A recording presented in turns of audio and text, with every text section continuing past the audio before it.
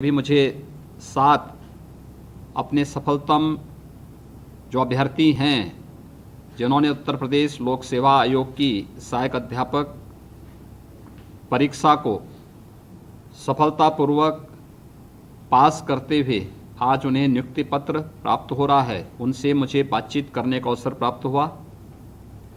यहाँ लखनऊ में मैंने 5 जो यहाँ पर सहायक अध्यापक चयनित हुए हैं उनको स्वयं नियुक्ति पत्र भी दिया है।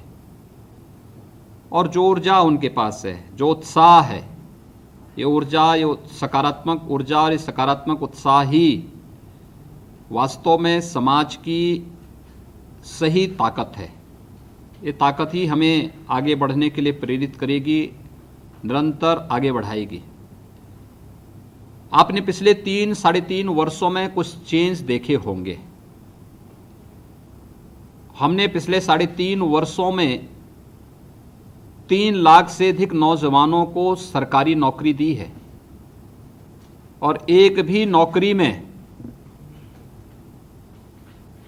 कहीं कोई आरोप नहीं लगा सकता।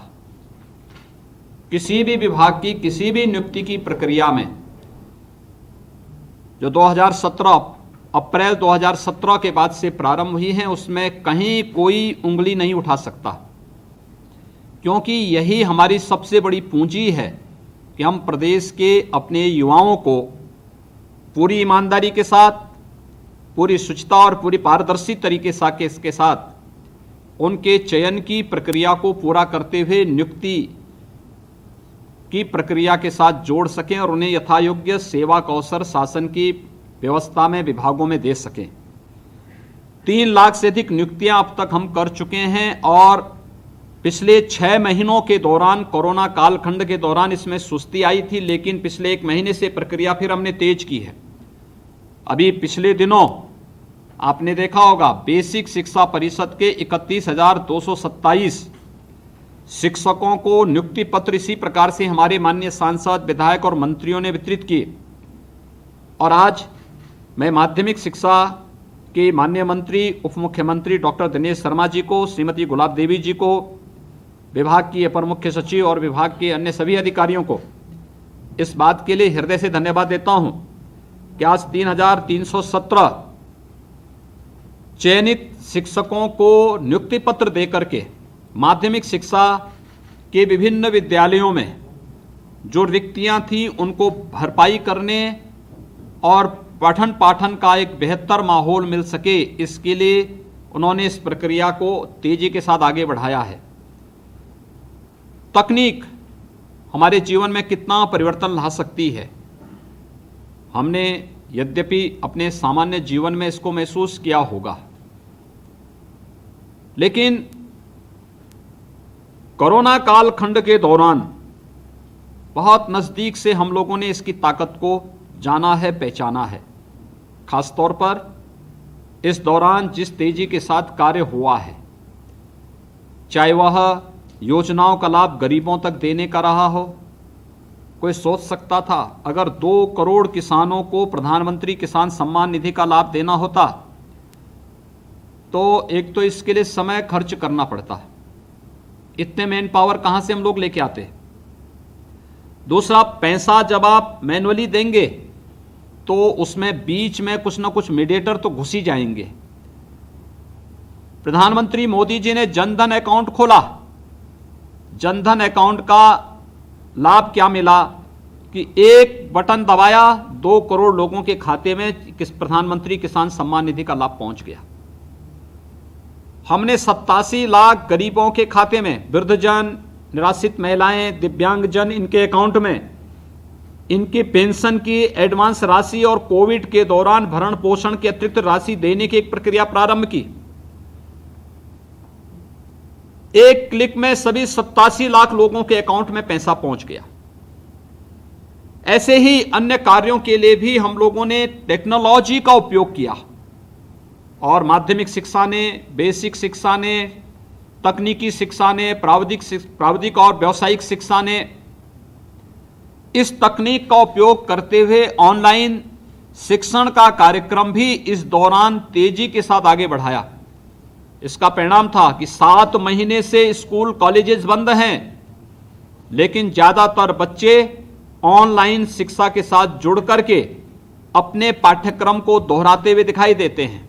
इस दौरान मैंने अलग अलग तबके के लोगों से बातचीत किया। मैं जब भी किसी बच्चे से बात करता था, किसी युवा से बात करता था, तो मुझे तत्काल वहां से बात आती थी कि साहब अब हमारा ऑनलाइन क्लास की समय हो गया, अब इस समय नियम बाद में बात करेंगे। मुझे अच्छा लगता था, क्योंकि मैं तो जानबूझ के फोन उसी समय करता था कि ये लोग वास्तव में क्लास अटेंड कर रहे हैं कि नहीं कर रहे हैं। लेकिन मुझे अच्छा लगता था कि वह अपनी ऑनलाइन क्लास के लिए छोटे बच्चे हों या फिर यूजी पीजी वाले छात्र हों, सभी ने इसमें रुचि ली और बेहतर तरीके से विभाग के इस अभियान को आगे बढ़ाने में मदद मिली।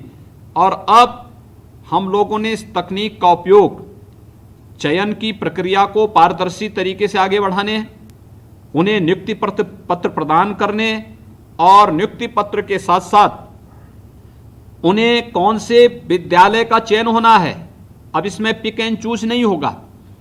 इसमें मेरिट के आधार पर उन्हें वे विद्यालय उपलब्ध होंगे जिसका वह हकदार बनता था।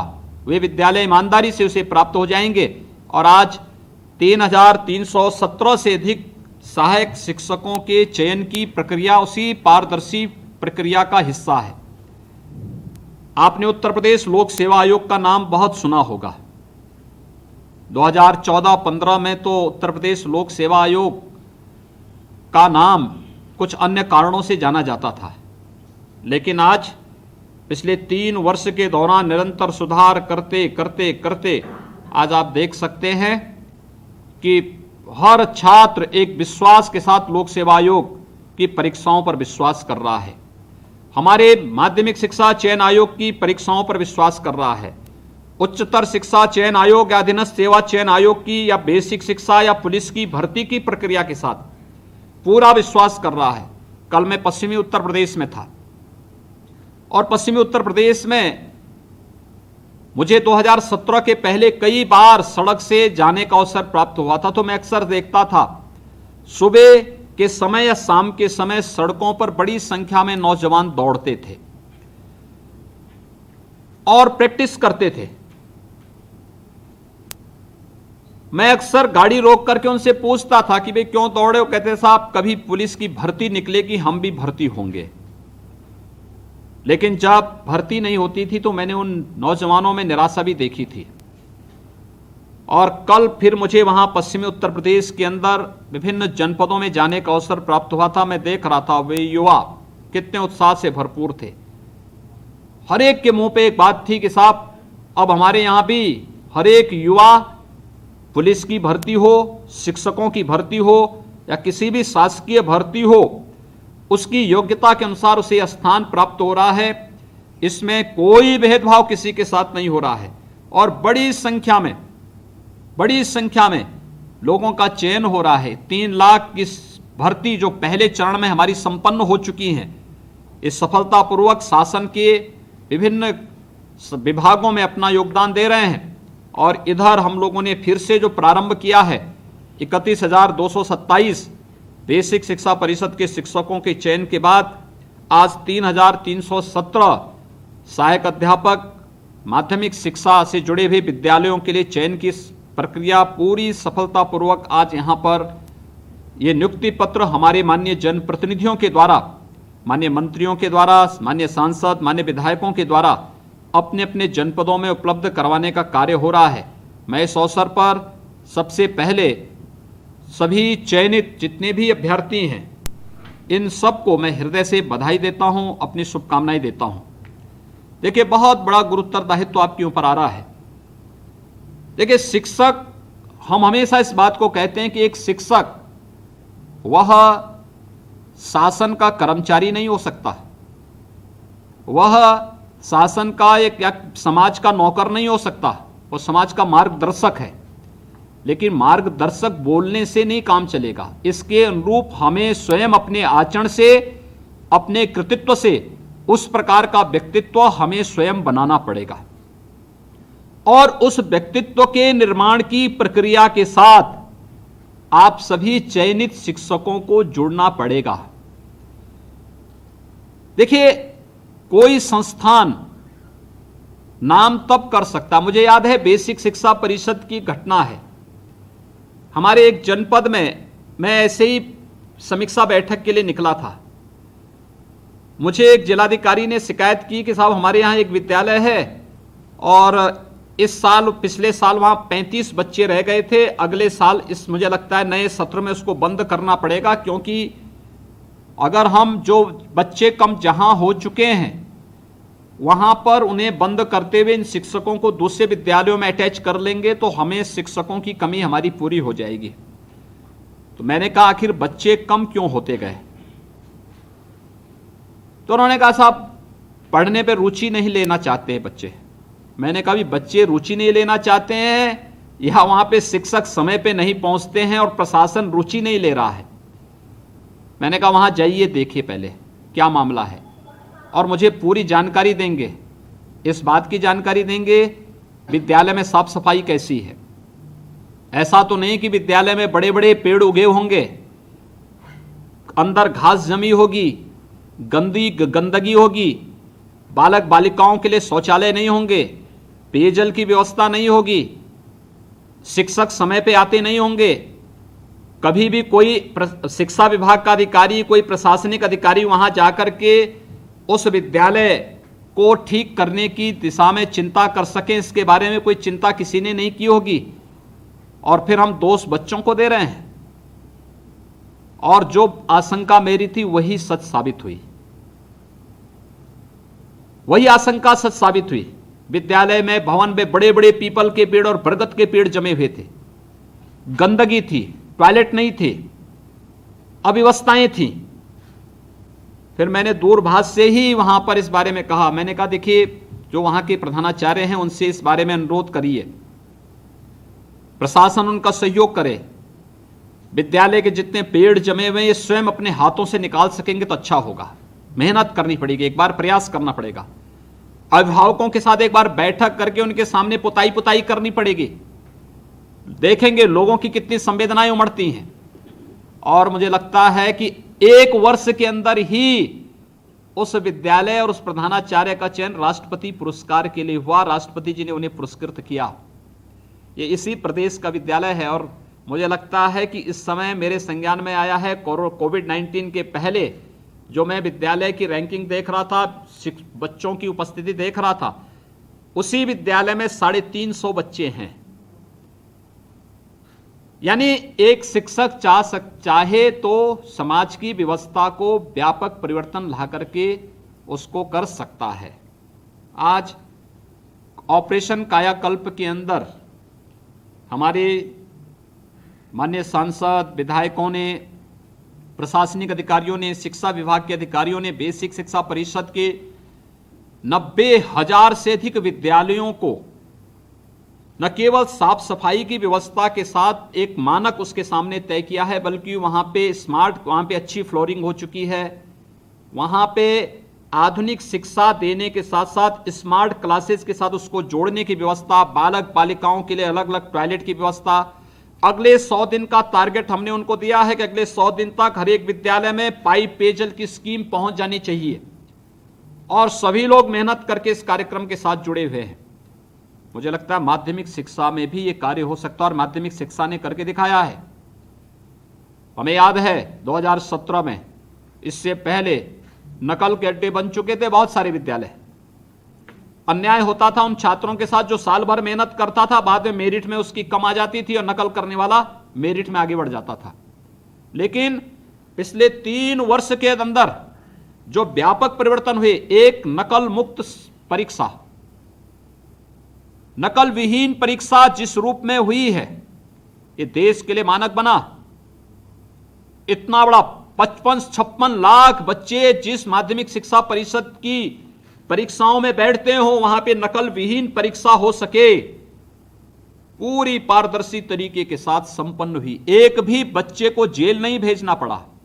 हां, नकल माफिया कुछ जेल जरूर गए। इसी प्रकार से परीक्षा पहले 3 महीनों तक चलती थी।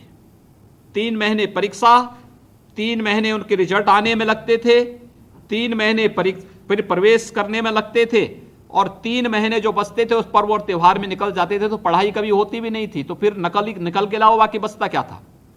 लेकिन मैं धन्यवाद दूंगा माध्यमिक शिक्षा परिषद को, इन्होंने 3 महीने की परीक्षा को 12 से 15 दिन में समेट करके, सबसे बड़ा राज्य बोर्ड है और सबसे पहले परीक्षा और सबसे पहले रिजल्ट भी कोविड, मुझे याद है जब कोरोना के लिए 15 मार्च को हम लोगों ने सभी विद्यालय बंद कर रहे थे, उस समय तक माध्यमिक शिक्षा परिषद की सभी परीक्षाएं संपन्न हो चुकी थी, सभी परीक्षाएं संपन्न हो गई थी। अगर माध्यमिक शिक्षा परिषद की तर्ज पर अन्य संस्थानों ने भी योगदान दिया होता तो कोविड के पहले हमारी सभी प्रकार की परीक्षाएं संपन्न हो चुकी होती। लेकिन प्रयास हुआ तो परिणाम सामने आया, और परिणाम सामने है तो आज के दिन पर हमारे पास ये समस्या नहीं कि हमें हाई स्कूल की या इंटरमीडिएट की परीक्षाओं को संपन्न करना है। हमारे सामने था कि भाई जो हाई स्कूल पास किया उस 11वीं में प्रवेश लेगा ही लेगा, तो उसके लिए ऑनलाइन क्लास को प्रारंभ करने की प्रक्रिया प्रारंभ कर दी। जिसने 8वीं पास किया वो 9वीं में प्रवेश लेगा ही लेगा, ऑनलाइन क्लासेस उनकी प्रारंभ हो चुकी। जो 9वीं में था वो 10वीं में चला गया, उसकी परीक्षाएं संपन्न होने के साथ ही उसका कार्ड उसे प्राप्त हो गया, उसका हम लोगों ने ऑनलाइन क्लास विभाग ने लेना प्रारंभ कर दिया, हर विद्यालय में प्रारंभ हो गया। और व्यवस्थित तरीके से वैश्विक महामारी का मुकाबला करते हुए भी हम लोगों ने सफलतापूर्वक इस कार्यक्रम को आगे बढ़ाया। यानी जहां चाह वहां राह, विभाग ने प्रयास किया, परिवर्तन हुआ, एक चेंज दिखा है, और मुझे लगता है ये चेंज आप में से हर एक शिक्षक करने की क्षमता रखता है। देखिए, शुरुआत एक से होती है। ये बोलना कि सारे लोग कार्य नहीं कर रहे हैं, देखिए दूसरों पर दोषारोपण करने की आदत हमें बंद करनी होगी। इस शुरुआत एक व्यक्ति को करनी होगी, और स्वयं से, स्वयं के परिवार से, स्वयं की क्लास से, और फिर स्वयं के विद्यालय से। और ये शुरुआत अगर आप करेंगे हर एक स्तर पर, देखिए अपने सामान्य पाठ्यक्रम के साथ साथ व्यापक अवसर होते हैं आपके पास, जिसमें बच्चों की रुचि को जागृत करते हुए आप एक योग्य शिक्षक के रूप में अपनी भूमिका का निर्वहन कर सकते हैं और यादगार पारी खेल सकते हैं शिक्षक के रूप में, जो बच्चों के भविष्य के लिए बहुत मददगार हो सकता है। आज आपकी योग्यता पे कोई प्रश्न नहीं खड़ा कर सकता। कम से कम ये 3317 जो शिक्षक आज चयन हुए हैं, ये उत्तर प्रदेश जो हमारा लोक सेवा आयोग है उसके द्वारा चयन की जो प्रक्रिया प्रारंभ की गई, उस प्रक्रिया के दौर से गुजर करके आपने अपनी योग्यता और अपनी क्षमता को यहां पे प्रदर्शित किया है। इसलिए जब आपकी योग्यता और क्षमता पे कोई प्रश्न खड़ा नहीं हो सकता, तो आपको अब अपनी पूरी ऊर्जा और पूरी क्षमता का उपयोग अपने विद्यालय के कायाकल्प के लिए करना चाहिए। आप जिस विषय के हैं उस विषय में पारंगत होना आपका दायित्व। उस विषय में नित्य नए क्या परिवर्तन हो रहे हैं, देखिए ज्ञान असीमित है और नित्य नए परिवर्तन के लिए हमें तैयार होना होगा। हम लकीर के फकीर नहीं हो सकते। इसलिए पहले अपने पाठ्यक्रम को, अपने विषय की पूरी समझ होना, उसकी सहजता और सरलता को हम कैसे आगे बढ़ा सकते हैं, इस पर निरंतर कार्य करना। इसके बाद तकनीक के साथ उसको जोड़ करके हम व्यापक परिवर्तन के वाहक कैसे बन सकते हैं, यह आपको करना होगा। और मुझे लगता है जब आप करेंगे तो एक सफल और योग्य शिक्षक के रूप में आपकी पहचान होगी, लोग आपको सम्मान देंगे और लंबे समय तक जो छात्र छात्रा आपसे पढ़ेंगे वे जिस भी क्षेत्र में जाएंगे उस क्षेत्र में वे लोग हमेशा आपको याद करेंगे, स्मरण करेंगे, और जब भी कभी आप उनसे मिलेंगे तो वे सचमुच आपके सामने किसी भी पद पे जाएंगे, आपके सामने नतमस्तक होंगे। एक बड़ा दायित्व आज आपके ऊपर मिल रहा है, और इसलिए मैं इस अवसर पर नियुक्ति पत्र के साथ साथ आपको हम सब अपने कर्तव्य बोध के साथ भी जुड़े। देश के स्टेट जो बोर्ड हैं उनमें से माध्यमिक शिक्षा परिषद उत्तर प्रदेश सबसे बड़ा बोर्ड है। इस बोर्ड के साथ जुड़ रहे हैं आप, इसके माध्यम से बच्चों का भविष्य आपके हाथों में है। हम कोविड-19 की चुनौती का सामना करते हुए कैसे हम एक सफलतापूर्वक अब अनलॉक के छठे चरण की तैयारी में अधिक से अधिक बच्चों के साथ जुड़ करके, अभिभावकों के साथ जुड़ करके अब सामान्य प्रक्रिया को कैसे चला सकते हैं, इसके बारे में भी हमें कार्य करना होगा। और खासतौर पर जो प्रधानमंत्री जी ने 3 दिन पहले राष्ट्र के नाम संबोधन में जो बात कही कि जब तक कोई वैक्सीन और दवा नहीं आ जाती, बचाव ही सर्वोत्तम उपाय है। और बचाव ही सर्वोत्तम उपाय में मुझे लगता है कि 2 गज की दूरी और मास्क जरूरी का पालन करते हुए अगर हम अपने पठन पाठन की प्रक्रिया को अब आगे बढ़ा सकें। आप देख रहे हैं के न्यूज, खबरों का सारथी। GGS Education Group launches 20% discount on academic fee of courses MBA, BBA, BCA, BFSI and GM, D Pharma, B Pharma. Offers best infrastructure, best transport facility, best academic service and best placement service. Register today to avail 20% discount. Call 9971 496 497 or visit the campus Kanpur Lucknow Highway near Unnao. GGS Education Group. IPL पान मसाला, इसमें है शिमोगा की मशहूर सुपारी, केरल के बागों से इलायची, सोलन के जंगलों से उत्पादित शुद्ध कत्था, असली फूलों की खुशबू और प्योर चंदन के तेल से निर्मित 0% निकोटीन, 0% टोबैको युक्त IPL पान मसाला।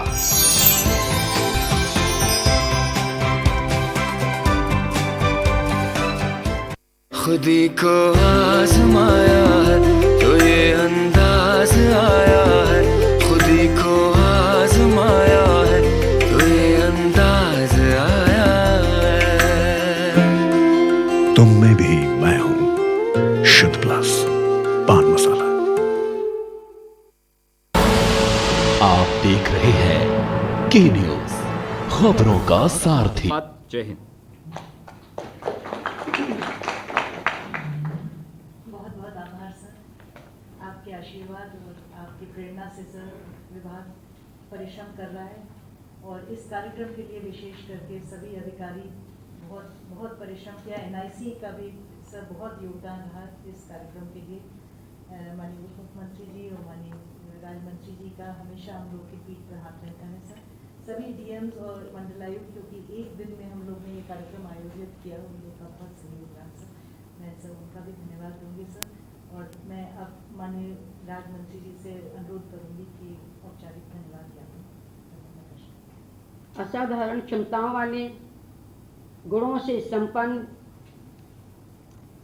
महान एवं जनप्रिय माननीय मुख्यमंत्री योगी आदित्यनाथ जी, प्रतिबद्ध शिक्षाविद माननीय उप मुख्यमंत्री डॉक्टर दिनेश शर्मा जी, समारोह में उपस्थित माननीय सांसद एवं विधायकगण, अपर मुख्य सचिव माध्यमिक शिक्षा श्रीमती आराधना शुक्ला जी, सभी मंडलायुक्त, जिलाधिकारी, माध्यमिक शिक्षा विभाग के अधिकारी एवं नवनियुक्त शिक्षकगण, राजकीय माध्यमिक विद्यालयों के सहायक अध्यापकों के ऑनलाइन पदस्थापन एवं नियुक्ति पत्र वितरण समारोह के अवसर पर माननीय मुख्यमंत्री जी द्वारा आज दिनांक 23 अक्टूबर को 5 कालिदास मार्ग स्थित सभागार में 3317 सहायक अध्यापकों। आप देख रहे हैं के न्यूज, खबरों का सारथी।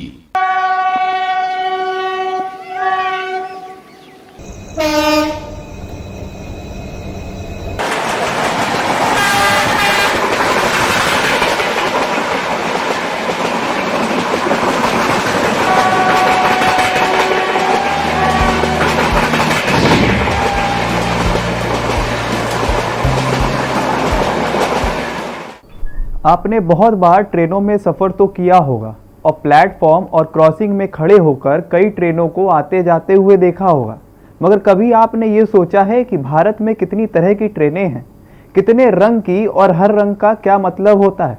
नमस्कार, मैं प्रखर श्रीवास्तव आप सभी का स्वागत करता हूं अपने खास कार्यक्रम हर ट्रेन कुछ कहती है में।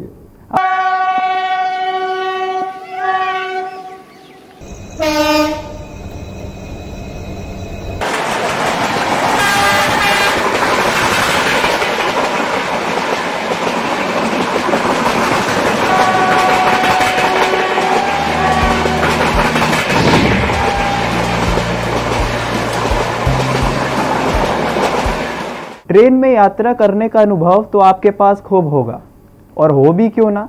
दुनिया के सबसे बड़े रेलवे नेटवर्क के नाते भारत में परिवहन का सबसे लोकप्रिय साधन भी माना जाता है। भारतीय रेलवे अपनी विविधताओं के लिए जाना जाता है। हर तरह के यात्रियों की क्षमता के अनुसार भारतीय रेलवे अपना आकार डिज़ाइन करती है।